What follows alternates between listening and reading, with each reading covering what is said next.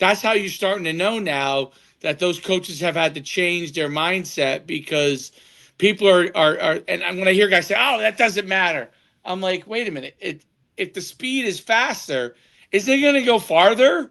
I mean, if he's got power with that X amount of power, what you call force, right? You said force, and then with X amount of velocity, it's just if you're increasing his force and you're increasing his velocity, it's going to go farther. It's so funny when guys say that, oh, that stuff doesn't matter. It doesn't have an impact in the game.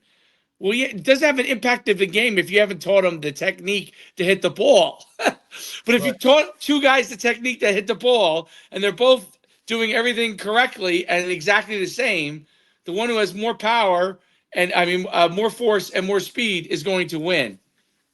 100%, 100%. It's all this goes back to also the other thing is like you said, sports like football, basketball, soccer.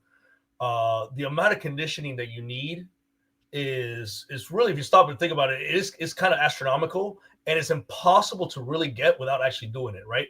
When have you ever been like in really great shape and you go out and play a game of pickup basketball, and you're 30 seconds in, you're like 30 seconds into this thing. I'm like, dude, I just ran 20 bleachers the other day. How am I dying on a because it's a start and stop and a jump and land and pass the ball and the focus and all this stuff.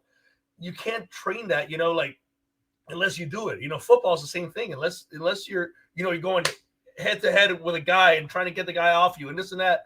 Like there's no simulating that. I can't do enough gassers that are going to simulate that. Right. Especially right. And that's what I used to always. Yeah, and that relates, like, Coach, I remember it always being like, right, like you would, like here in Jersey, you would play a Thanksgiving Day football game, and then the very next day you would start basketball practice.